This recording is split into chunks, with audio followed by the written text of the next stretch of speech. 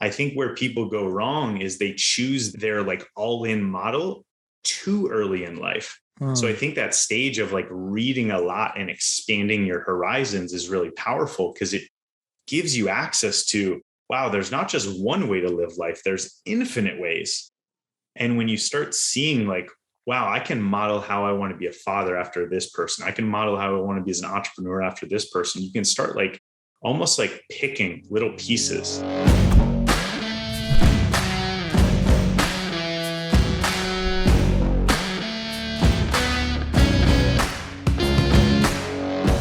Welcome to the Spear and Clover podcast, the show about the art of crushing your goals and the discipline of loving your life while you do.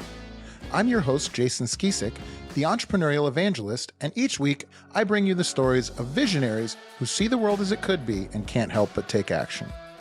If you're enjoying these episodes, please take a moment to subscribe, like, and review. This is the best way to stay in the loop when we drop new content. When you meet Chris Marhefka, you immediately feel his powerful but caring presence. He is deeply passionate about helping people get unstuck in their lives. More specifically, he specializes in men and couples who are struggling to find their way along their journeys. His company, Chris Marhefka Coaching, offers a series of programs that have helped many people add fuel to their fires and get back their momentum in life. In this conversation, Chris and I dig deep into how he helps his clients, as well as a ton of useful tips on maintaining a healthy and powerful mindset. Please welcome my friend, Chris Marhefka. Chris, how you doing, buddy? Awesome, Jason. Thanks for having me on, man. No problem, man. I'm stumbling already out of the blocks. Here we go. So Chris, I'm excited to talk to you. We've had a brief conversation before. We immediately hit it off. I think we have a ton of cool kind of crossovers in our Venn diagram of life. So I'm excited to talk to you, hear more about what it is that you do. Why don't you start off by telling the folks listening about your company, about what it is that you guys do? Yeah, absolutely. So I run a series of coaching programs and retreats specifically designed to improve people's relationships with themselves and with others. And that comes in the form of like men's leadership programs. I'm really, really passionate about working with men. Not that I don't love working with women. It's just I understand men so deeply. Sure. I've been through the hero's journey and my own version. And so I resonate a lot with men. And then I also love working with couples. It's been something that has been a huge part of my journey over the last 3 years, especially in learning how to open up, especially as a man, learning how to open my heart, connect more vulnerably, connect more intimately with my partner. And then also tying in a few like more fringe things like deeper embodiment practices and how we can relate without words. And then also going as far as like some sacred sexuality and tantra and all those practices to help deepen relationships. Because I lived a 10-year relationship and marriage that honestly, we were great friends and roommates. And there wasn't much of like the romantic connection and depth that both of us always wanted. And it was only because neither one of us really knew how to get there. So I coach those things now. And, I'm deeply passionate about helping get people unstuck in their life. That's the biggest thing that resonates with my clients is that they're usually stuck in one area of their life. It's either they're stuck in their work and in their career and their purpose, and they want to do something new, or they want to take it to another level, or they're stuck in their relationship. Things aren't going well, or they've been in and out of relationships and are trying to find that right person. And really, truth is that it's usually our own work that we need to do to get there. Or they're maybe stuck around money. That's a big one that resonates with a lot of people, especially stepping into entrepreneurship. It's a relationship that we all need to heal if we want to be successful as an entrepreneur, is our relationship to money. Wow. Yeah. And even right off the bat, you mentioned a few things I want to pull out of that. Number one, working with men, for sure, I identify with that. I think, certainly if there is a thing that I did in fitness, if I had to put a name to it, probably would actually have been working with females, particularly powerlifters. But the people that I am most easily able to access, obviously, are men. So I identify with that as well. And then the working with couples. I love working with entrepreneur couples. I've done it many times in the past. And I just think there's such a special relationship from my perspective of the entrepreneur working with teams that are couples. I just think that's the coolest like avatar that's out there, is like couples that are rocking together, making their dreams a reality. The other thing you mentioned that I want to maybe have you unpack for us a little bit is the hero's journey. So a lot of folks maybe listening to this maybe have heard of the hero's journey, but maybe if you could kind of just give us like a sketch outline of what you mean when you say that you've lived the hero's journey, and maybe use that as a kickoff to starting with your story. Yeah. I was a hard driver from the day I was born. I was very much into athletics, and like that was my avenue for a long time. Sure. Played so many sports and was in competitive fitness for a long time as well. And I learned what it meant to work hard really early on, how to go after what I want, set a goal, do the steps needed to achieve it. Along the way, I hit many goals. And also along the way, once I hit those goals, I realized that those goals weren't actually what I was looking for. I thought it was, but I checked the box and it didn't feel the way that I did. Yeah. And for me, the hero's journey is all about uncovering our challenges that we face in life, the ones that we came into this life with, either by way of the country or community we were born in, the parents we were born to, the socioeconomic status we were born into. Maybe it's our race or our skin tone or our sexuality. We all have challenges that we face in our life. And it's all about identifying those challenges that are in the way of you having the life that you really dream of, and then learning what is needed to navigate those challenges. I don't even say break through anymore, because I see it more as embracing those challenges, embracing that what is the most difficult for us early on in life as we're growing and developing oftentimes becomes our gifts. So it's not like we break through them and we like throw them aside. It's actually we embrace them, we take them on, we learn how to work with them. And oftentimes we learn how to teach them and share them with others.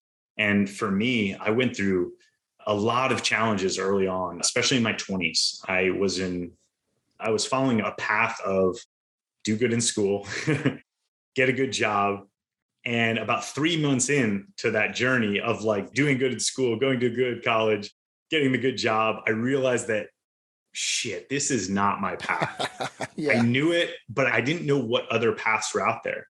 So this was the first time in my hero's journey that I was faced with this fork in the road.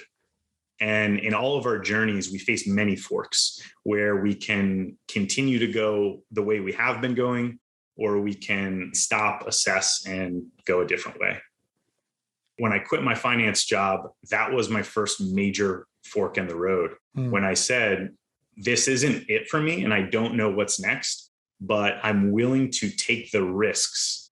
They were financial risks. They were definitely ego risks, like going from this wearing a suit every day, meeting with high-powered business people and this like status to essentially unemployed and stepping into entrepreneurship where I didn't really know what the hell I was going to be doing. And I think a big part of the hero's journey is having the courage when you see those forks in the road to make the courageous decision that your heart is screaming at you to make. And oftentimes it doesn't start as a scream. It starts as a little whisper, but then the volume grows and the volume grows. And for me, it was at the point where I was already having the whispers and then it got louder and louder. And so I made that decision. I stepped into entrepreneurship and I started what became my gym that I owned for over 10 years. Wow. And at the beginning stages, I was literally training people on a field and out of my garage. I was lugging all these weights around in my Firebird and I was like getting them out, unloading them at the field and running these group classes. And it was a hustle and it was a grind. And from the outside looking in, people are like, what the hell are you doing? Why'd you quit this job? Go back to this. I wasn't making money anymore. I'd have side jobs. I was managing a catering company. I was working as a bartender at night. But what was true for me was that I felt more alive than I ever had up until that point. I was feeling excited about what I was doing and what I was building. And I think that is that part, once you start following your heart, that becomes fuel for the fire to keep going.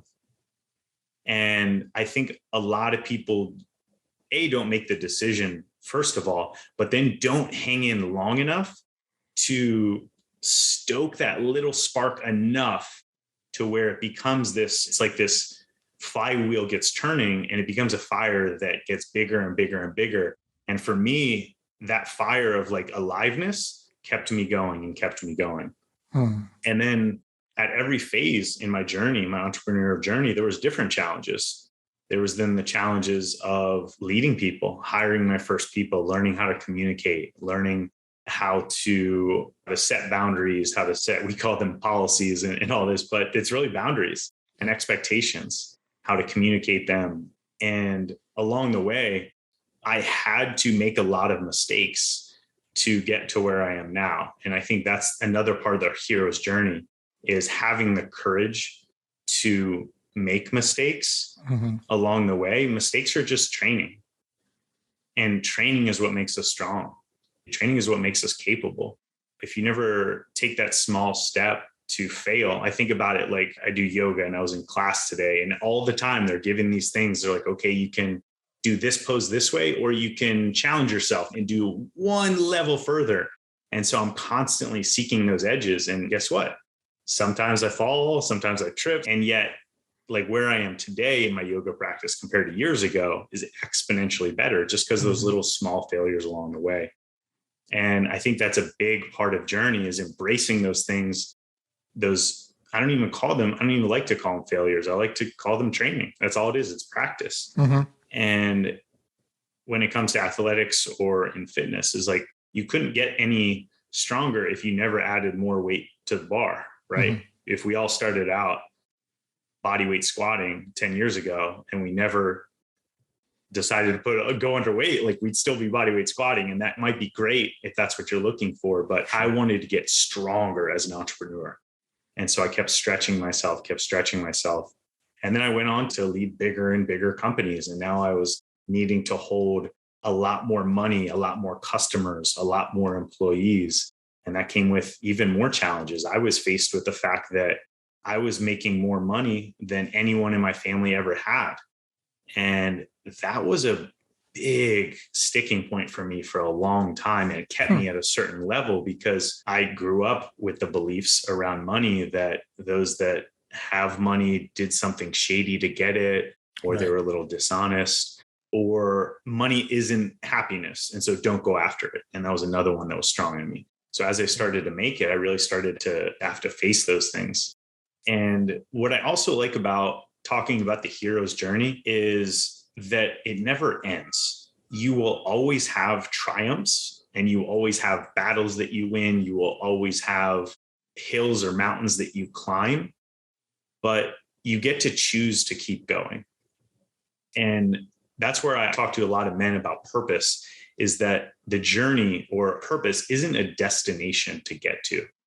And that's what I think a lot of people are missing. A big point in life and entrepreneurship is that there really isn't an end goal. And the end of this life is when we die.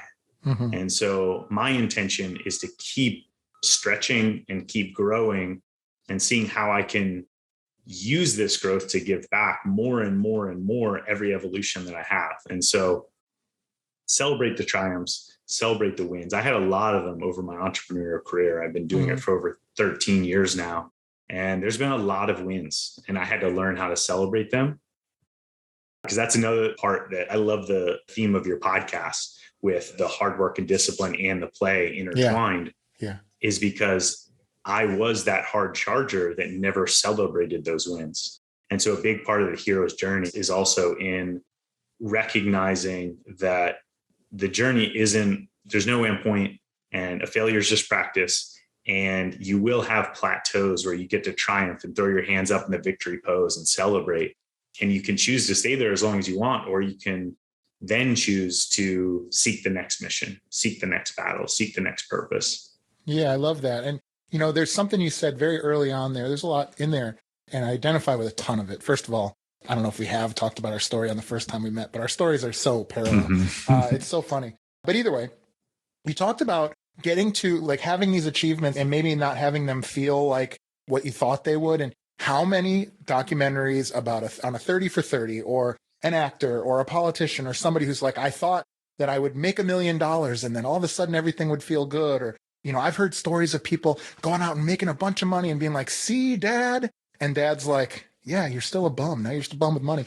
So it's so much. I think of this concept of core to extremity that we use in fitness all the time. I think of that in life is core to extremity living is okay, cool. It'd be great to have a Ferrari. It'd be great to have a vacation home. It'd be great to have beautiful women or tons of money or whatever it is.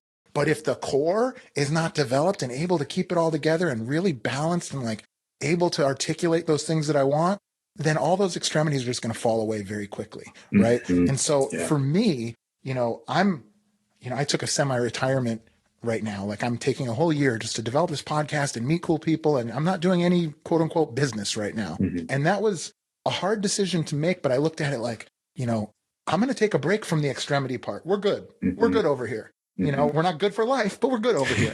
And so I'm going to take a break from the extremity part, and I'm going to really focus on the core part and build a foundation that maybe can be so much higher than if I just reach for that next extremity, if that makes sense. Yeah, absolutely. Go ahead. No, I was going to say our stories are even more similar. I'm in that period right now where I'm not actively seeking business. I'm still coaching. I'm still taking on opportunities. But I'm in that same mini retirement sabbatical right now. Yeah. And it feels great just in the 6 weeks that I've been doing it, getting back to the practices, the physical practices, spiritual practices, mental health practices. I feel lit up again, like even just in 6 weeks of doing it. And I'm same thing going at least to the end of the year. So yeah, God, that's great. I'm so happy that you're able to do that. The thing that I've found is if you want to figure out what you love to do or what you should be doing, retire. Just stop working for a little while, because I am on the phone with entrepreneurs every single day. And so it tells me like I should be on the phone with entrepreneurs every single day. I'm rolling jujitsu 5 days a week. I'm working out 3 days a week in the morning. I'm rucking every week. I'm doing floats. I'm spending hours and hours a day with my baby and with my beautiful wife, Donna. A couple other things I wanted to point out from earlier. At its best, these interviews always have a paragraph or a segment of everybody's story where they go, and I was doing this thing and I was successful at it. And I just was screaming from inside that this wasn't my path. And I made this change. I've heard that. I've done, I think, around 40 of these so far. I think 15 or so have been released. And I would say 30 of them, I've had that come out of somebody's mouth where they're like, I was going down this path and then something stopped me. To include, both my wife Donna and I were engaged to long-term previous relationships and chose to pull the pin before we walked down the aisle. And that's, by the way, nothing against either of our former significant others. They're great people. I don't know him, but whatever. Great people, I'm sure. But it's the guts to be like, hey, this is really important. And I'm not just going to go through with my life on momentum, if that makes sense. So kudos to you for identifying that. And if that's what you're helping folks to identify, I think that's really great work. So have you found that you work with a certain type of person? Are you working with people that came to you from fitness? Are you working with entrepreneurs? Is there like an avatar or whatever that you would say you work best with? Yeah, mostly entrepreneurs and coaches or independent contractors. Sure. I speak a lot about like personal responsibility and like owning your life, like really taking ownership over all areas of your life from core to extremity. And so that usually resonates with people that are in that arena, coaches and entrepreneurs. And I also tend to resonate with people that have done at least a fair amount of personal development work. Like they've gone to a Tony Robbins, or they've maybe done like a weekend course where they're reading the development books. Because this was actually me 8 or so years ago, as I was on the track where I was reading like 100 personal development books a year, but I wasn't retaining all that. And so I really speak to the balance between knowledge consumption and integration and application. And so a lot of people on that track. I also work with a lot of tools that are deeper than just these surface, like, you got a problem, you do this, like this A to B solution, mental solving that works for a period of time. And I usually get people that have been doing that for a while, this like cognitive, like solving of their problems, and they are bumping up against the same challenges, same patterns over and over again. And they're ready to maybe stretch themselves into something new. I think that's really great. And I want to touch on some of those techniques and things, because I think I have an idea and they scare the shit out of me. However, before we do, the thing about the books, I'm the same way. Somebody at some point told me a CEO reads 5 books a month. And so I was reading 5 books a month every single month. Do you know what I found? I don't think you get wisdom from new books. I think rereading your old favorite books has given me, I don't throw the word wisdom around too much, but it is a concept I think a lot about. Like, I don't think knowledge is wisdom. I think like a depth of understanding of maybe things that were formative to you, and now you're a different river, right? So like, let's walk through that. And so I haven't read any new books this year. I've only been reading books that I've already read before, and I'm getting like hit in the face with like the purse of knowledge. So that's been a ton of fun. I don't know if that resonates with you or not, but 100%, man. Yeah. One of my early mentors told me the same thing. He said that if you read 4 personal development books in a year, you're in the top 1% of people in the population worldwide. Yeah. And so I took that challenge the first year, and I was like, amazing. And then I bumped it up to 1 a month. And then I think I bumped it up to, then I went to 50. So I went from 4 to 12 to 50, then I went to 100. So 2 a week at that point. And it was the same thing for me. It felt like at the end of that year, it felt like a distraction. So the following year, I only read 1 book. I ended up reading it 17 times. And I say 17, it was like one of those things where I'd pick it up and I'd flip to something and I would just read it and I would reread it. And really, like you said, like get something new out of it, like really think deeply about one sentence. And that's the practice that I do now as well, is I don't even read books all the way through anymore. Even if it's a new one, I'll just pick it up and intuitively go to the spot that's calling me and just dive into it. I think somebody is yelling at their phone or their car stereo right now. What was the one book that you read 17 times? Yeah. And it's funny. It was Dale Carnegie. How to Win Friends and Influence People. That's a good one if you got to read one. It's a great one. And I don't even remember why I chose that one looking back, but there was something about that period of my life. I felt like there was a disconnect from like who I was inside and who I was being to connect with others. And so something about that book called to me about how to relate to others at the level that they are and the level that I was. And so I feel that was my intention for that year. And as a result, I mean, it did make me a way better business partner, manager, leader, partner in relationship. All around. It seems like there's seasons, and, I think of as a man, but as a woman, I'm sure too. It seems like there's seasons, particularly for entrepreneurs, where like when you're young, you're like trying to be somebody else. Yes.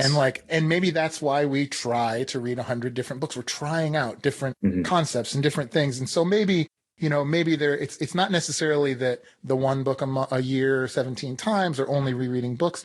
It's not necessarily that that's the right way for everybody, but at the season that you and I are at, and I think it's pretty certain that we're in the same season, at the season that we're at, that's where we're getting the most value that we can impart on people. Because I'll tell you right now, the word that has been just repeated in my brain from jujitsu and CrossFit and nutrition and philosophy and podcasting is like capital T truth. It's like, if it's true, then I can just authentically engage with it. I can shout it from the rooftops. I call myself an entrepreneurial evangelist. I want to tell you everything about the breath app on my iWatch. I want to tell you everything about, this thing, because it's the truth. And if there's something else that shows up, we can fucking do that. And I'm cool with that. So how have you changed personally, day to day, since the beginning of your entrepreneurial journey till now? A lot. Okay. I'll go in that. And I want to go back to what you were just saying about that change when it happens. The way I think about it is we go from really broad to depth, and that's the change. And I think it's actually a really positive thing. If you think about childhood development, children are just developing by watching the world and modeling. And that's how we learn to do things. It's how we learn to speak. It's how we learn to think. And it's really, really good to learn that practice of modeling. I think where people go wrong is they choose their like all-in model too early in life.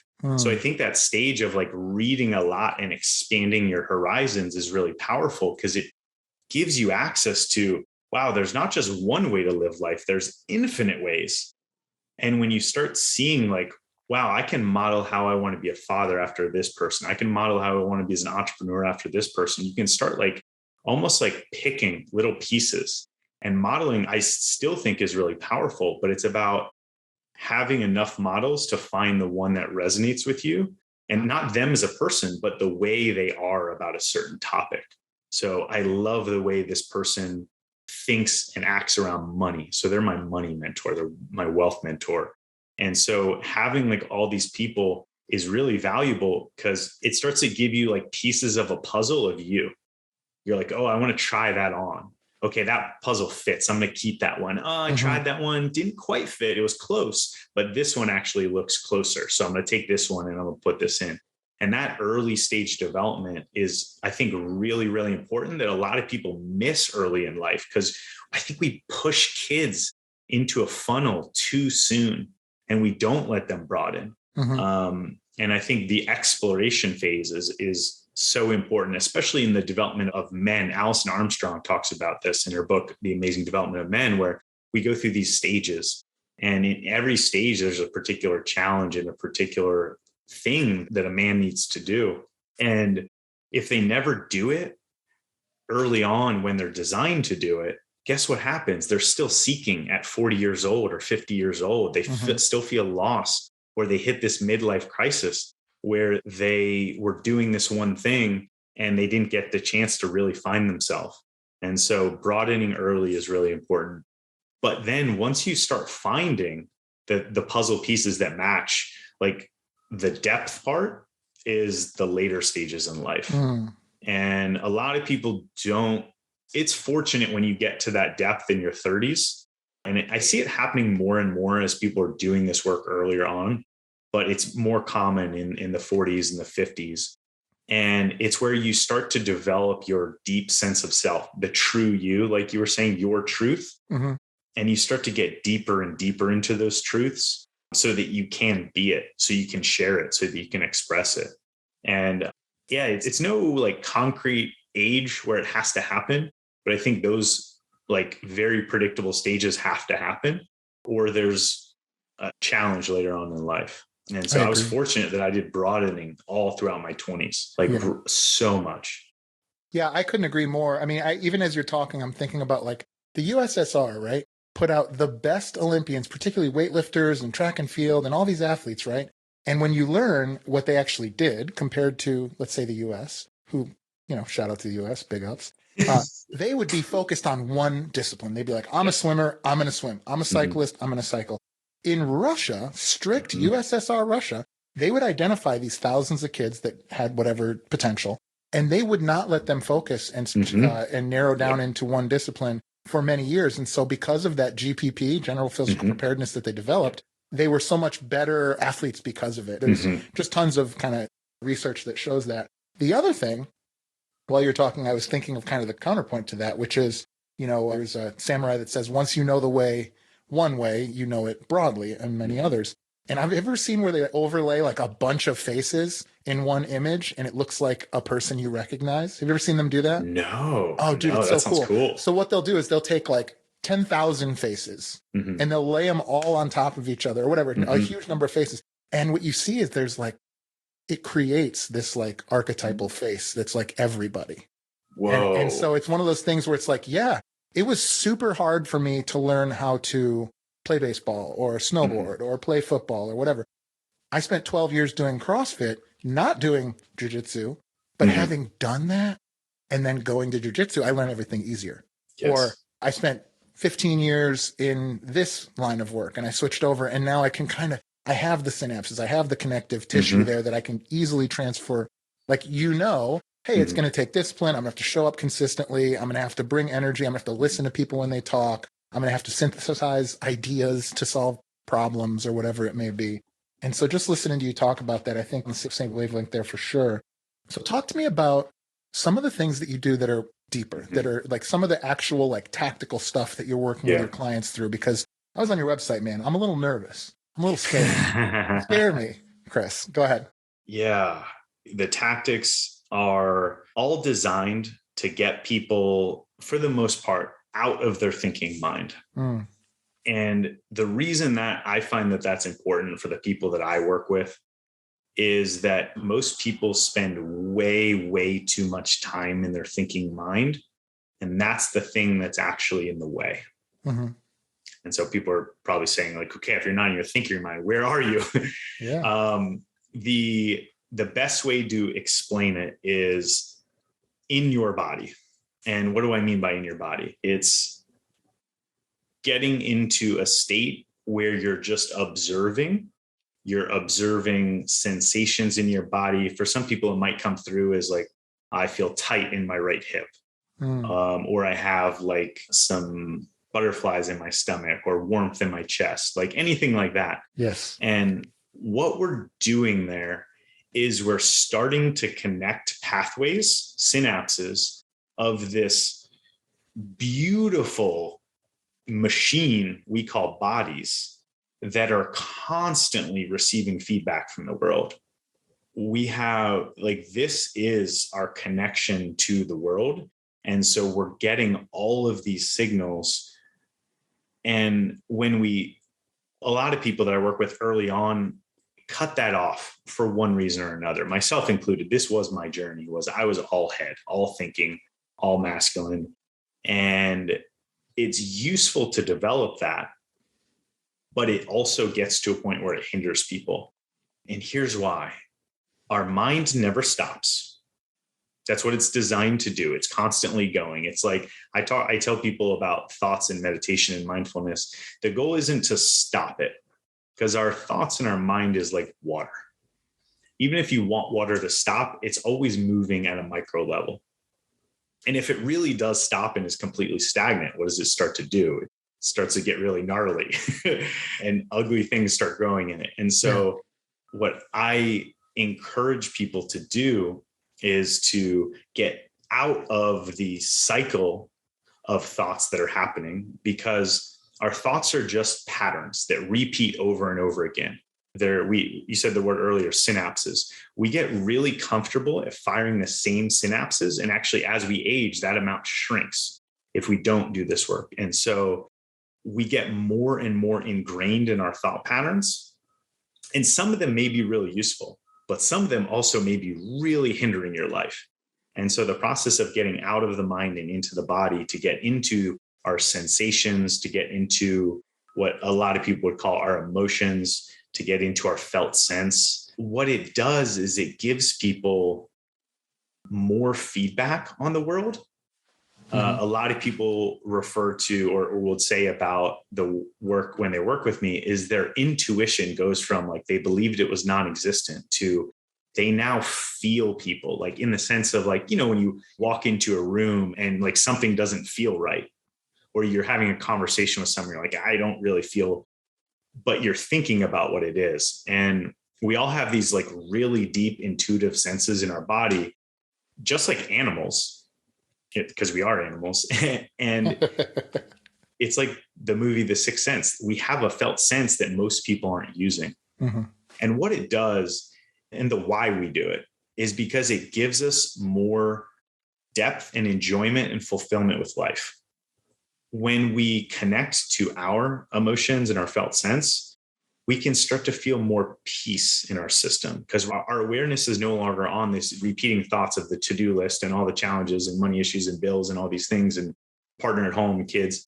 It's in our body and we can get at peace with it. And so a lot of the modalities I use to get there are many different forms of breath work. I've been doing breath work for over 10 years. Wow. I said before it was cool. And I've been so grateful to study under some amazing, amazing teachers to develop all these forms of breath work that, in simple terms, they get us out of our mind into our body.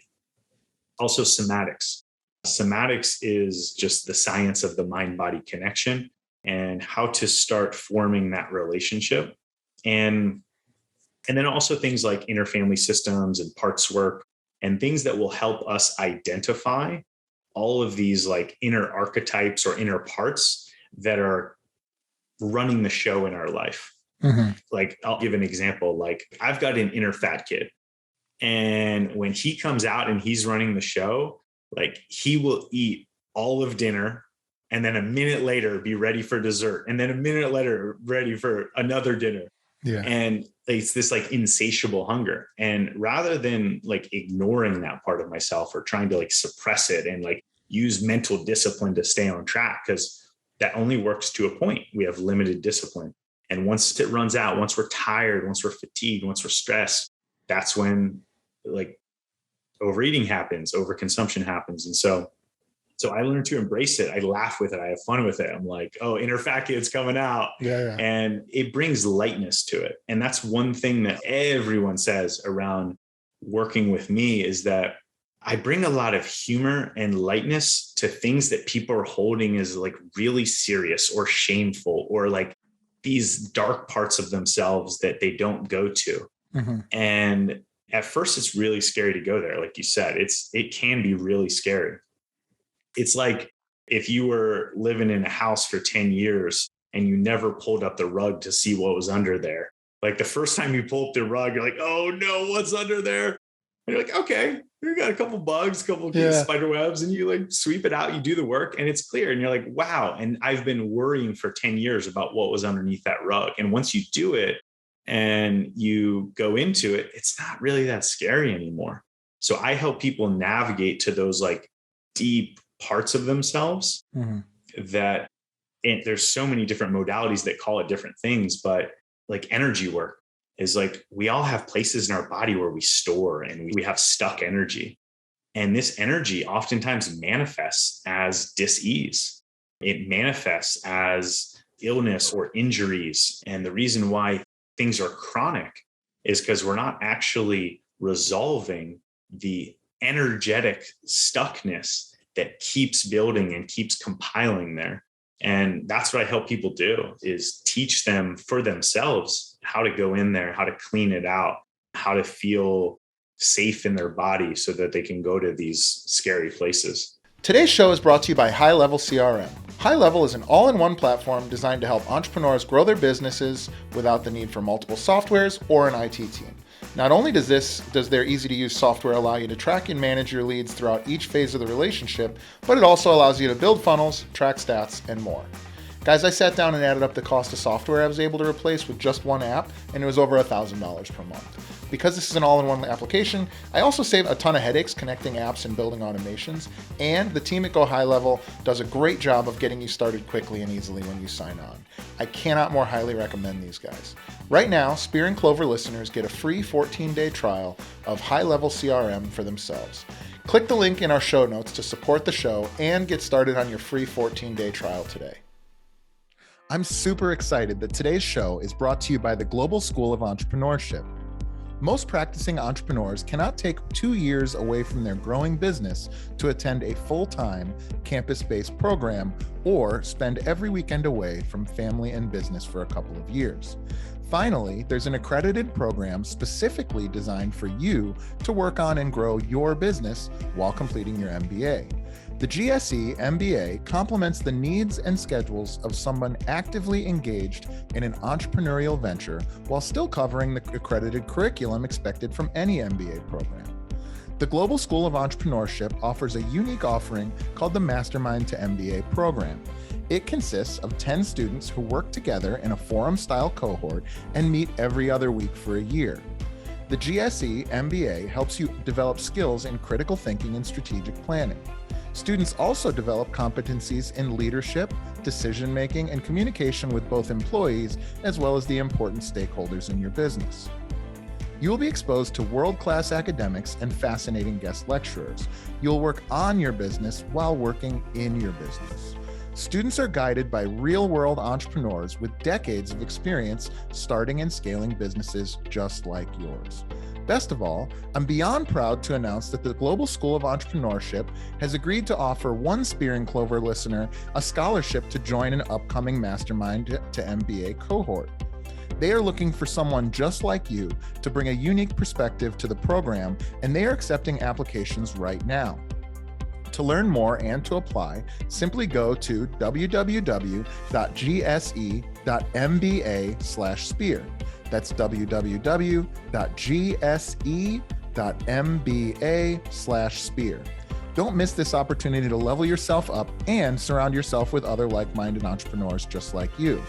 Once again, to apply for the GSE MBA Spear and Clover Scholarship, simply visit www.gse.mba/spear. That's www.gse.mba/spear. Today's show is brought to you by Scaling with Media. I mean, literally, like if it weren't for the folks at Scaling with Media, you would not be getting this. Scaling with Media is a truly revolutionary company for any entrepreneur who wants to reach a larger audience without taking on the years of experience necessary to master the required skills. These guys do it all. From helping you develop your creative plan to editing, sourcing content, copywriting, ads management, and way more. Whether you're looking to launch a YouTube channel or podcast, or you just want to scale your business out to more eyeballs, these guys are the absolute best one-stop shop. But that's not all. Right now, Spear and Clover listeners who sign up for their brand launch package will receive a free, that's right, free professional grade studio kit that I'm actually recording right now on.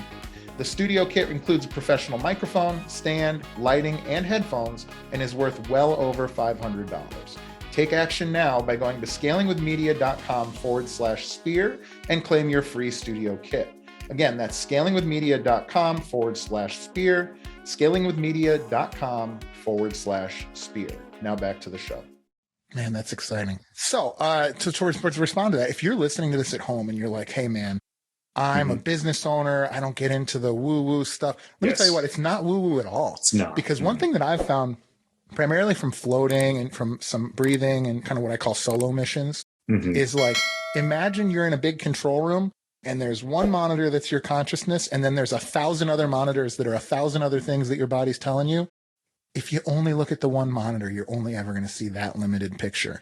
And there's a couple of things, I've talked about it openly on the podcast before, like, I don't know when it happened. It was probably when I started to float regularly. It was definitely after I had first exposed myself to psychedelic stuff. And I started to notice, for instance, that when I say something I'm not certain about, whether it's a joke or an idea, or my toes curl, particularly on my right foot. It's happening right now. And I'll blush, right? Or the other thing will be like, there's times where I have like a spidey sense where like, I'll get like these like tingly feelings in like the back of my neck and my shoulders before something like me losing my balance or me catching the baby before she falls. And it's like my body knows before my consciousness knows. And so if I only look at that one screen, well, now I'm going to be late, or I'm not going to have all the information, or I won't understand the whole perspective of the story. And as I'm going down this journey, I'm picking up more and more of those little sensors throughout it. You know, we talk about the newborn Lucy in the other room. She only has one sensor, man. She's got her mouth. That's it. Does it taste good? Can I eat it? Does it fit in my mouth? Whatever. Like she can see a little bit. She can get around limited, but she's got one sensor. It's her mouth. And it's like we're expanding those as we go. So have you been able to work with folks that were not open to this type of work before successfully? And what is that journey like? Because I guarantee you, because I have a mixed audience. I have an audience of folks that are, you know, in a white collar entrepreneurial life or even a business world, and they're thinking about entrepreneurialism. But then I have the folks that are, you know, much more holistic and sort of maybe fitness and health folks. But there are some folks listening to this like, hey, man, I'm a real estate agent. I don't really think about this type of thing. So what is it like when you get a hold of somebody and you have a chance to work with somebody who maybe has not given much thought to these types of topics? Yeah, I love that you said that, because I also like sitting from where I sit. I know that some things are woo to some people, woo. And I know that I explore in the fringes, but really you don't need to even believe in all of those things out there to get like one step further. And what I was going to say is I use the example of when you're feeling overwhelmed, when you're feeling stressed, and this usually comes on as like, for a lot of people, it's like hurriedness, and people call it anxiety, this sense of like, or it comes on as like snapping at other people, just like responding to life. Or it comes on for a lot of people as contracting and going inside. And sometimes it can be depression. And all of these things are just your body trying to hold all of the stress that's there. And so you don't have to believe in anything to take 10 deep breaths. And when I guide people that like someone that doesn't believe in any of this, and we just go through the process of when we get on a call, I can feel someone's energy, like they're wound up or they're over here thinking about this. And we just go through the process of like, take 10 increasingly deep breaths, deeper, more fuller, breathing low into your belly, feeling your feet on the ground, really pressing your feet into the ground, pressing your sits bones into your seat, and just feeling your body, feeling your hands on your thighs, and just increasingly taking 10 deep breaths. And then they open their eyes and they're like, wow, I feel calmer. Yeah. I feel more at peace, more at ease. And like, that isn't magic. That's just what our breath is. It's like our remote control for our nervous system. And we have two nervous systems. We have the fight or flight nervous system, the sympathetic, and it's really designed to be activated when we're in fight or flight. Mm-hmm. It's really useful when you're running for your life or you're like snapping to like catch your baby. Like that's your sympathetic nervous system. Your adrenaline hits instantly and you're on. But we're not designed to be there. We're not designed to live there. We're designed as animals to switch right back to our parasympathetic, which is our rest, our relax, our digest, our heal. And that's where all animals in the animal kingdom, including us, are designed to live 90 to 95% of our life. But for most people, it's switched the other way. And so all I do at first is I don't even talk about like, these are the methods we're going to use. This is what's going to happen. I just have people have the felt experience of it. Like, okay, now let's do this. And for me, it's like I use so many analogies to when I was training people as a personal trainer and as a coach physically. Like all we're doing is we're just taking one step further than where we were in the gym yesterday. That's it. Like we don't need to go down to Colombia or Peru and do 5 days in a row of ayahuasca. Like, let's just start with our breath. Let's just start with like getting calmer, learning how to regulate our nervous system so we can be more of the person that we want to be. And that's really what I'm talking about with people. And why they come to me is because there's a part of themselves is not living up to the person they want to be. And they know that there's more. They know that there's something deeper. And I just teach them how to get access to it. It's just a different way than people think. And so they just have to be open enough to take 10 deep breaths. And then we can go from there and we can keep expanding and deepening. Yeah. Mm-hmm. Yeah. So as a former financial analyst, again, I'm trying to put on the hat of that listener. And I was an engineer before that in the Army, though. Yeah.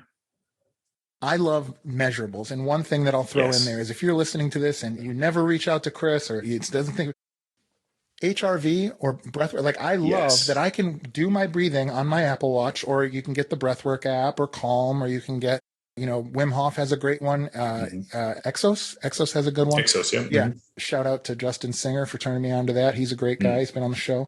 Good friend.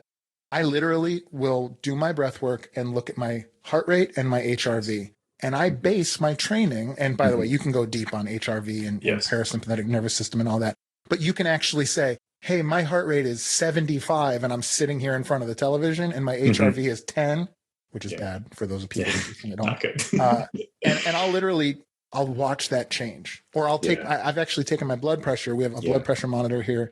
I've taken my blood pressure, done breath work, and you can actually measure those things. So it's not just, and you'll feel great. Now you realize that the thetans have left your body. Fuck that. No, this is like real scientific, real like Wim Hof, who's like kind of the godfather of all the breath work stuff. They've actually like injected him with a measurable poison, and through his, sympathetic and parasympathetic nervous system practices, he's actually like not shown the negative response that 100% of other people would have. Right. And so you can get to a point, if you're like a super analytical type person and you want something that you can measure, you can very easily measure that stuff and see real changes. And to those folks, and not to run my mouth here, and to those folks who are like, oh, but I'm really focused on leading a big team and making $100 million in revenue. It's like, cool. You've got a race car, but your race car doesn't have any oil in it. So maybe we change the oil regularly and the race car can go 200 miles an hour. Like, that's fine. But, I love the work you're doing, man. That's really great. Thank you. Yeah, I love that you said that, because I do believe that everyone falls on somewhere on the spectrum of like intuitive to analytical, call it masculine, feminine. They naturally fall on it. And the more masculine you are naturally, and the more you've been raised in this like analytical place, the more measurables you really need to have a belief in it. And so I'm glad you brought that up, because sometimes I can forget, like I'm deep in the science, but I don't often talk about it. Like I'm not in like this, like, here's the paper that proves like what I'm talking about. But I also like see that as so necessary. Like I even get into so much work around like epigenetics, where like doing this type of practice can actually switch off some really unhealthy genes and switch on healthier genes. And you can literally change your genetic code. And they study this and they prove this. You can redesign your biology because it's not fixed. A lot of people believe that it's fixed. Man, I get on a bit of a soapbox around science because science is a spectrum. And there's the principle of science, which I deeply believe in, and there's the execution of it. And the way science is executed for a lot of people is to actually narrow thinking into a very limited set of beliefs. But there's so many modalities of science that are going into these very forward-thinking ideas like the ones we're talking about, that just learning a breath practice or a mindfulness practice can change your blood biomarkers. It will improve your HRV. It will improve your glucose tolerance. Like a lot of my higher end clients, we will do blood work and we'll do like continuous glucose monitoring. And when they're stressed, it has more of an impact than eating a teaspoon of sugar. It's like you can see it right there. And so I think it's really important for people to know is that you can pretty much change anything about your life. It's just about learning which lever you need to push or pull to do it. And a lot of people are only working with a limited control board because it's the control board they've been taught. It's like your example with all the monitors. It's like, oh, I've got these two sticks. It's the working hard stick and the, whatever. Yeah. And then the Netflix stick. Yeah, the Netflix right. stick. Yeah. Yeah. And that's a lot of people's down regulation, but it's not true down regulation. Sure. But then I give them this, like, it's like this massive mixer that's like 20 feet long and has all these switches and buttons. And you're like, yeah. And we can also use all these. And what I do with people is, and people don't even need to know what I'm doing because I'll be testing hundreds of different like switches and measurements to see which ones work for that person. Because for me, truth is about results. It's about measurables. And if something doesn't work, I'm not going to keep pushing it because it worked for me or it worked for 10 other clients. If it doesn't work for you, like, great, that one, let's throw that one out. Let's go to another one. Sure. And that's where I think that the broad skill set is really valuable as like me as a coach, because, it doesn't matter what's proven if it doesn't work for you, period. And we can find that just through the process of the scientific method, the N equals 1 experiment. We can test this. Does it work? Awesome. And Sorry. With video, sometimes I talk over people. I do my best, Chris. I'm trying, man. I get so excited about this stuff. Like, I'll just go. Dude, we could talk. I guarantee you we could talk for 3 hours. So shifting gears back to the entrepreneur side of things, if you had to put words to it, what is the impact that you want to have on the world? And what is, if you have one, kind of the general plan for how you're going to do it? Yeah. Yes. The word that comes to me when I think about that is collective sovereignty. Okay. And what I mean by the word sovereignty is, if you break down the word ruler, sovereign, we all become our own ruler. We all become an owner of our own life. We all become fully responsible for ourselves. And that's the phase that I love working with people in, because we have a lot of problems in this world. We have a lot of challenges that we're facing. And most people that are seeking to or desiring to solve those challenges are doing it from an external standpoint. They're pointing at something else outside of themselves and they're saying, this needs to change. And it's like our quarter extremity example. It's like, that may be true.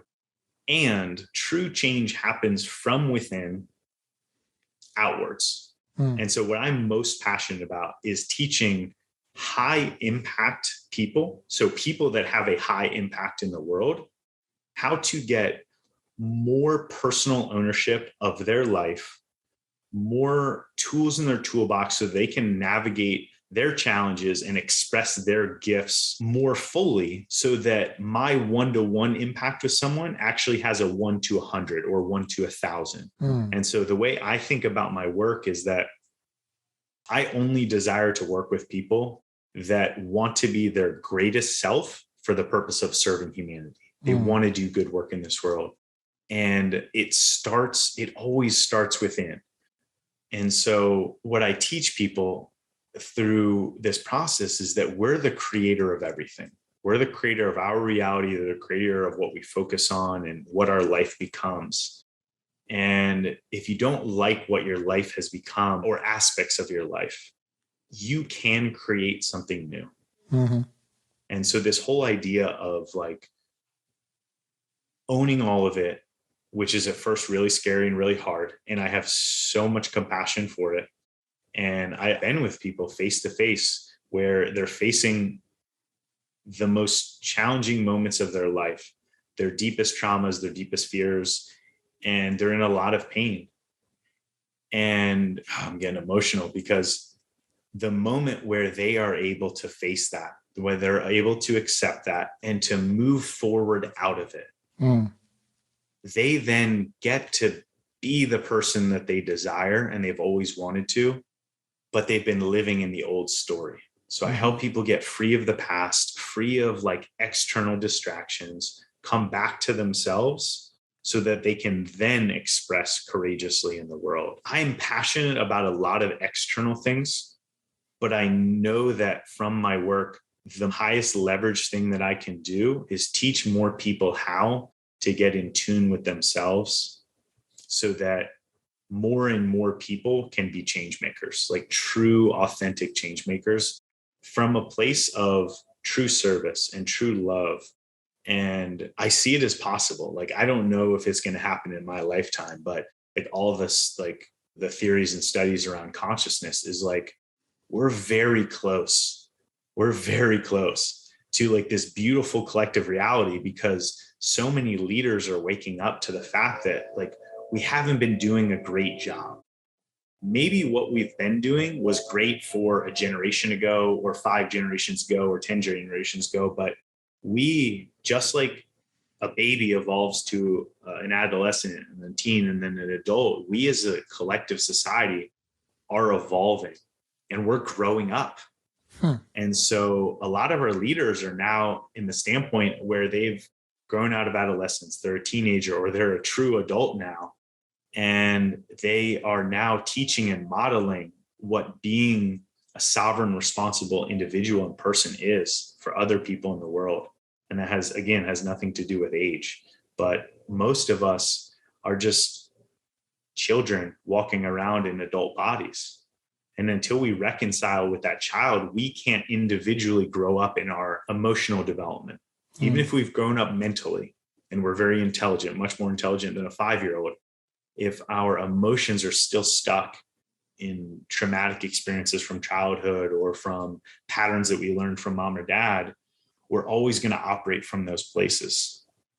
And so once people get free of those, they get to literally grow up in every sense of the word. And using Ken Wilber has a model of this around like the development of consciousness using spiral dynamics and all these other models. But it's the stage where people have to clean up. They have to clean up, they have to wake up, they have to grow up, and they have to show up. And for every person, they're at a different stage of that. But most of us have cleaning up to do. And it's not just ours personally. That's the other thing I want to name is that who we are is a collection of all the things we learned from this moment and every moment past. And that also came from our parents and their parents before them and their parents before them. And so it's not that it's sometimes not even things that like we cognitively chose. It's just got ingrained in us and we took it on and we carried it. And we get to be the ones to then change it. I don't know if that lands, but it does. No, it does. There's a lot going on in here. Don't get me wrong. Okay, cool. I'm listening. I'm catching it. That the bone I'll pick with you a little bit. Yeah. I'm not even sure if we disagree yet or not. Let's go. Because my question to you then would be, do you think you talk about how close we are? Yes. Do you think that we're getting closer to personal sovereignty and being in tune with all the different, monitors in that room that we've been talking about? Or do you think we're closer now, or do you think we were closer 5,000 years ago? I think we're closer now. And expound here, on that. Yeah. So, but while you're thinking, can I give you my kind of counter to that? Yeah. It feels to me Like we have been, technology in particular, but also politics and education and entertainment. There's so much, and even like cities, right? There's so much extremity that it's so easy to just paper over the holes in our core. And so to me, I wonder if, a tribal, Apache or a European peasant working in a field, they would, if you lived in Vietnam, you could smell the enemy before they could see you with night vision. Right. And so there's to some extent, and I might be missing it a little bit, but to some extent, I look at like, how do you overcome the hacked sympathetic nervous system from the dopamine hits and the serotonin hits and all that stuff from social media or from the news or from even just from driving in your car, making 1,000 decisions a minute that you're not even aware of, compared to being on a step somewhere, learning how to ride a horse with your father. Do you see what I'm saying? Like, yes, I really, 100%. It's hard for me to imagine, again, not to be contrarian I love your perspective on this. No, I love where you're going with this. But like, to me, it's like, it feels like if you watch some of those, I can't think of the name of the documentary. It's like The Social Network or something like that, where they're talking about like, at this point, the algorithm is better than we are at overcoming our response systems and things. And so it's hard because I see you, bro. I see you, and I'm like, here's a guy who's done this work and figured it out, and he is impacting his tribe in this way. And I believe that tribe is going to make it, and they're going to have an impact on their tribes. I get that story. But every year there's a new 18-year-old man who can't control his hormones. He's exposed to this. He's exposed to that. His goals are this and that, which are increasingly better at distracting him from himself. And so, like, I guess my question now would be rephrased to, what do you do for that new 18-year-old who doesn't benefit from your depth and maybe is just showing up to the scene with an even better mousetrap designed to fool him into the extremities over the core? Yeah. I'll use the example of an individual to explain the collective and what I think is happening and why I believe this. And I very much track what you're saying. What we have, all these distractions and technology and all these challenges that we face in modern society, I believe are actually self-created challenges by design to help us have enough pain to break through to the next stage of our development as a collective. The same way that a 2-year-old who's acting up, or maybe like an adolescent, is, in a lot of like old traditions, there was a rite of passage for boys around 11, 12, 13. And it was just a very, very difficult mental, emotional, physical challenge that they had to face. And only until that they could overcome that and come out on the other side did they then become a man. And so what I see is we're basically compressing a very big initiation for society. Because we only grow from discomfort. That's what sparks change. That's what sparks evolution, is something needs to happen to improve, to get better, to survive. And so that's what we're doing individually and collectively, is we start in pure survival. Like an infant, when they're born, is just in survival, and they're codependent because they need to be. The only thing that they really need to do is survive. And we're designed to continue to evolve and face challenges to go into this thriving where we're creating our life. But I think as a society, we're still in this like adolescent phase where we're acting out and we're causing problems and we're pushing the limits and the boundaries only so that we can learn like true responsibility, like what it means to be responsible for ourselves, what it means to be responsible for others, to play nice with others. Kids don't learn that inherently. They have to figure it out. Like they have to go through the pain of a child stealing their toy, or like getting slapped or slapping another person. There's struggles on both sides. And so I don't like what's happening. Like, don't get me wrong. Like a lot of external things in the world that are happening, like I don't agree with a lot of it, but I think that it is a catalyst for change. And so I get excited now. I know I've proven it to myself so many times that with additional stimulus, when I put myself into these challenging phases, I come out on the other side a better person. Oh, yeah. All the time. And I intentionally create it.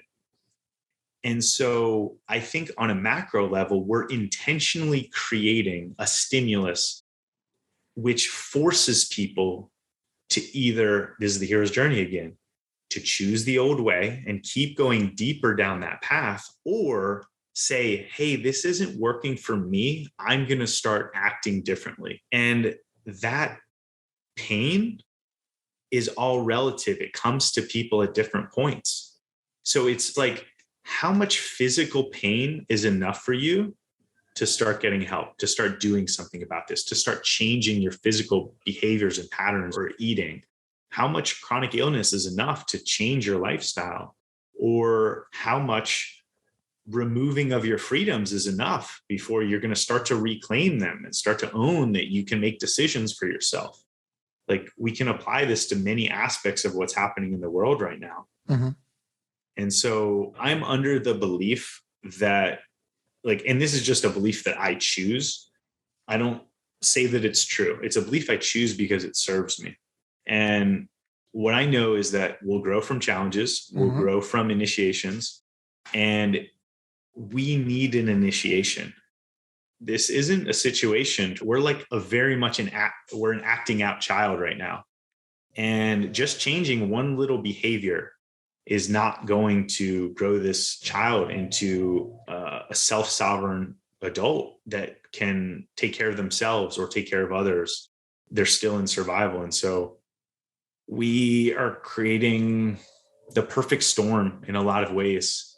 And what I've seen over the last couple of years is people use the term waking up. It's like, those are dirty terms. Yeah, I know. I like it and I don't like it. Yeah. I don't like what's been done to it. Yeah. But I also resonate it because I've had so many moments in my life where I've woken up, my eyes have opened to something new. Mm-hmm. And a lot of people are waking up to their reality. They're waking up to the reality that they're living in. And they're like, fuck, like, this isn't what I want to raise my kids in. This isn't what I want to live in. And so I'm going to start making new decisions.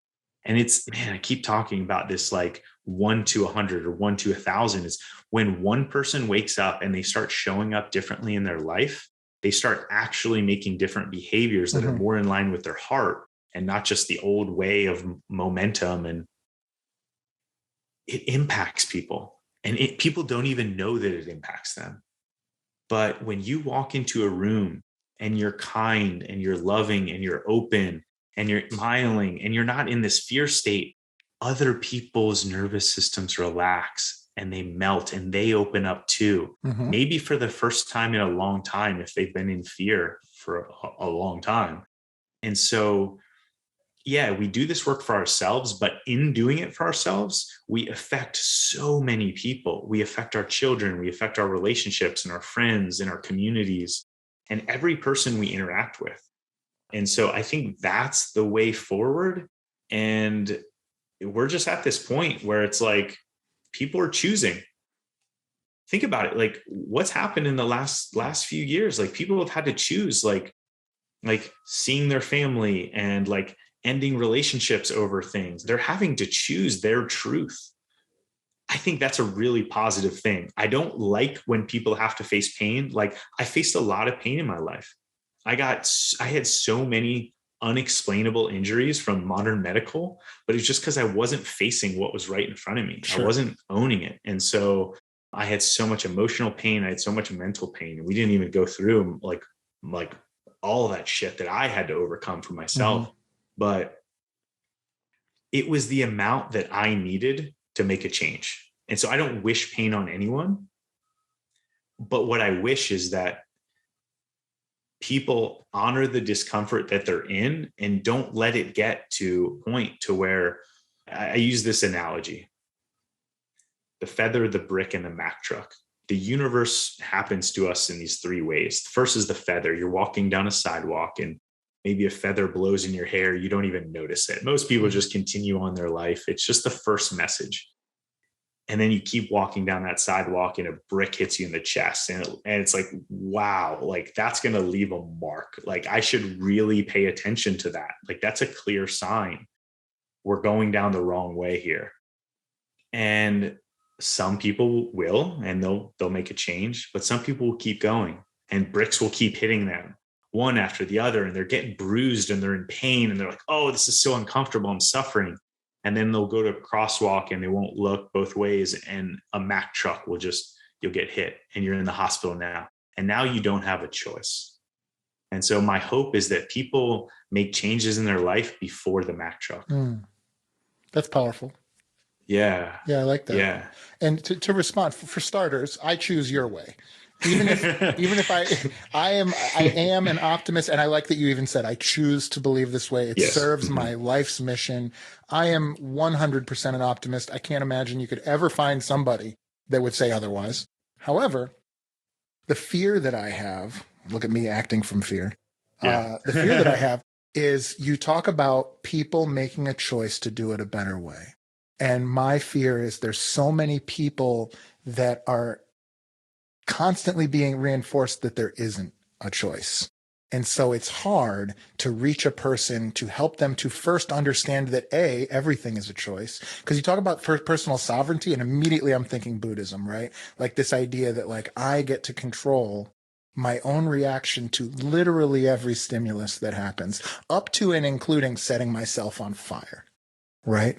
And so I think the key that unlocks all of that, and you hit on it a ton, and I love what you do, man, I think you're awesome, is choice. And so if there's a battle to be won, and if you're listening to this and there's a thing to take away from this, it's that you do have a choice.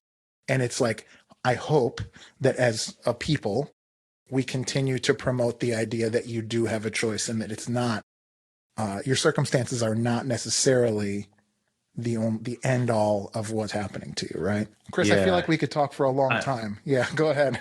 I just want to use an analogy, like the story of Michael Jordan being cut from so many teams and being told he wasn't good enough and he wasn't strong enough, he wasn't big enough. And I see it as like all these people that are being told that they don't have a choice and they're not good enough and they're not smart enough, they can't make decisions for themselves. This is just another design for them to really own it. Like, how much are you going to be told that you're not good enough until you finally realize you are? Until you finally like claim that back and really own that you are. So like, that's the way that I see it. Is some people, it's going to take a lot more. And, you know, I'm not going to be like philosophical and say like, talk about the grand scheme of like what we're going through. But yeah, a lot of people, we may lose a lot of people in this lifetime. Like we may have already lost people in this lifetime. And I think it's so hard. It's so hard. Like what just hit me when I was talking about this is I have an aunt in the hospital right now in Florida, and my parents are visiting her. And, you know,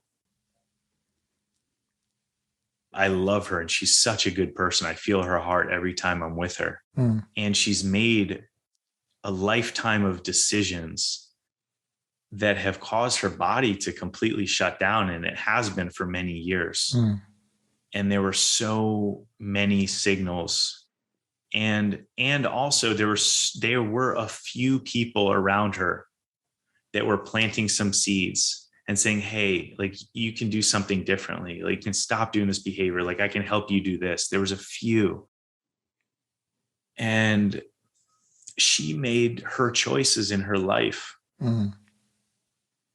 And I'm not one to judge anyone's choices. I think that's the gift we all have, is we get to live the life the way we want to live. And I also think like the human part of me thinks like, what would be different if like I was deep in personal fitness and nutrition, and I was passionate talking about every family gathering about eating healthier, and I'm not eating this because of this. And I was sharing this, like, what would happen if like that seed just got a little bit of water and it started to sprout? Like what would happen if 10 years ago, the trajectory would have changed? Would she still be in this place where she's probably not going to be around much longer? Would she die in her 80s instead of her 70s? Would she live a more fulfilled life? And I don't know. And so I think we're all going through that right now. The other thing that the philosophical thing is, I wasn't going to talk about, but it just came to me with my aunt here, is that we're so afraid of death. And in our modern culture, we're so far removed from it. How many people like have actually killed for their food, or sweat for their food, or bled for their food? Like, how many people have witnessed a thing dying right in front of their face? Like, probably very little. And that is one of the most natural human experiences that we can have. Animal experiences, just being in this planet, and we're so far removed from it. And I think that just the idea of death and coming closer to it and having personal experiences with it is a really good thing, because every time someone close to me dies or gets close to dying, this happened with my father a few years ago. He had a heart issue. Like, I thought differently about my life. I started connecting with him deeper. I chose that because I got closer to facing death.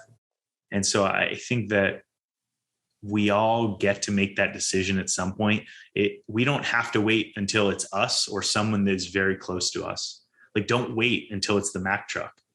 Like, listen to the bricks of like the sidewalk that you're walking down, and make some different choices.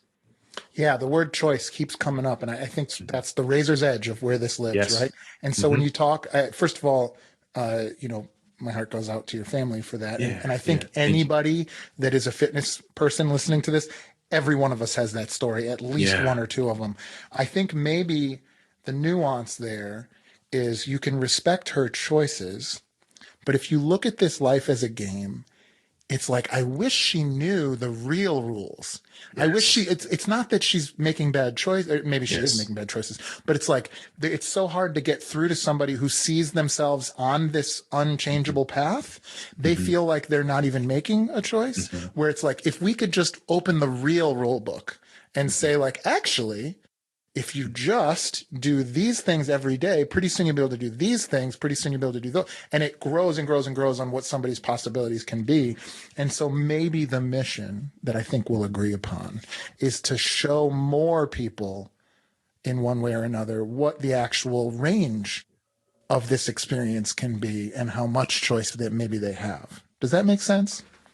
100%. Yeah. And it's always there.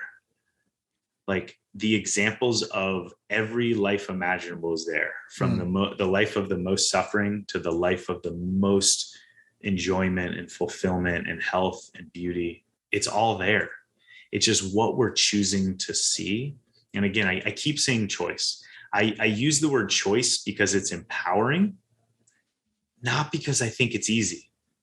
Like, you talked about your relationship. I had the same thing with my relationship, and so many decisions in my life where I made a choice that I didn't want to make. Like, it was so hard, and like I was fighting it and I was clawing at it, and it was like percolating in me. Yeah. But I knew somewhere deep down. So it's not that these choices are easy ones. Like, it's a big deal to step out of what you've been doing for 30, 40, 50 years and choose something new. That's a big fucking deal. And I celebrate people that have the courage to do it.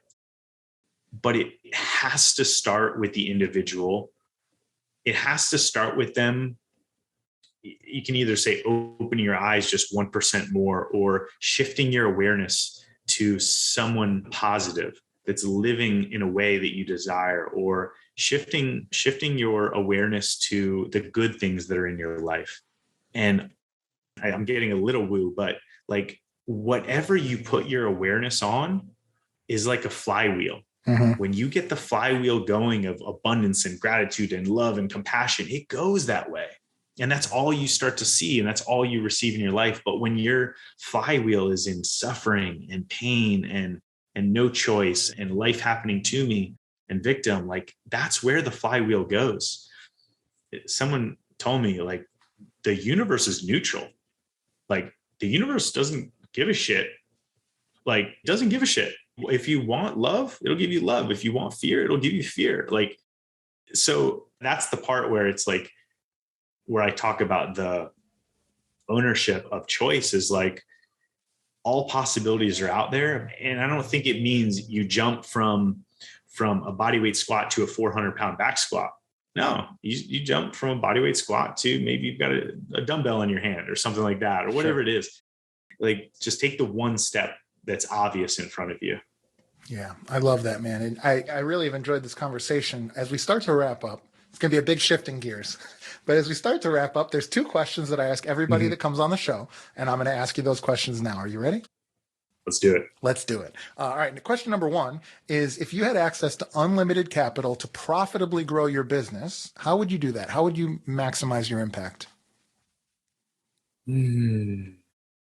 Unlimited capital to grow my business. Profitably. You can't just profitably. Yeah. Whew. I was going to use the word that came to me is, I wanted to be deeper than this, but it was like marketing. Yeah. Is like, I get it. Get this message that we've just talked about for the last hour to more people on the platforms that they're currently seeing it. Like, I would put out ads on CNN and Fox News, and I would tell the story of this. Yeah.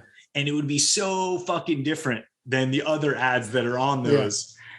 And if it was unlimited, I would get this message to more people. That's a great answer. The second question is, if you had to give up every type of business you've ever had, everything you've ever done, and start something totally new, what do you think that might be? Land conservation. Awesome. Tell me more. Yeah.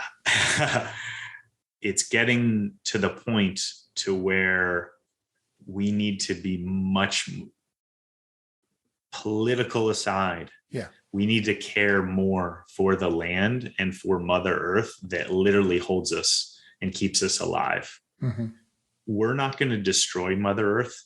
We're just going to create an environment that's uninhabitable for us. And that's not a temperature one. That's just like what we're doing. And what we're getting back is polluted water, polluted air, and polluted food, things that keep us alive. And so if we want to stay alive, like, we need to work more with the land. And it's something I've done my whole life. I've connected with nature my whole life, and I feel deeply in resonance with it. And I would definitely introduce more people to it. I love that answer. Chris, you're a bad motherfucker, man. Where can people find you? Yeah. So Instagram is the place where I'm currently active. Like I said, I'm on a bit of a sabbatical myself, but anytime I put offers and things, ways to work with me, it's going to be on there. The other place is chrismarhefka.com. People can see about some of my work on there and my upcoming retreats. Those are the 2 places. Awesome. Well, thank you so much for coming on. And if you do ever start anything, you want to come on and talk about it again, buddy, I'd always love to chat. I think this was a great conversation. Thank you so much, brother. All right. I'm deepening in myself right now, and I already have itches to make offerings, but I'm keeping them at bay for now. So I'll tell people, stay tuned for the fall when you'll see some stuff from me. Sounds great, man. Thanks again. Awesome. Thank you guys so much for watching or listening to the show. If you enjoyed the show, please don't forget to show us some love by liking, rating, and subscribing so we can keep making more and better content. If you'd like to support the show and get a great additional content like exclusive shows and even live group masterminds, please head over to patreon.com/Spear and Clover to become a member of the tribe. If you're interested in learning more about how we help entrepreneurs, visit spearandclover.com or message us on any of our platforms. Thanks again, and we'll see you soon.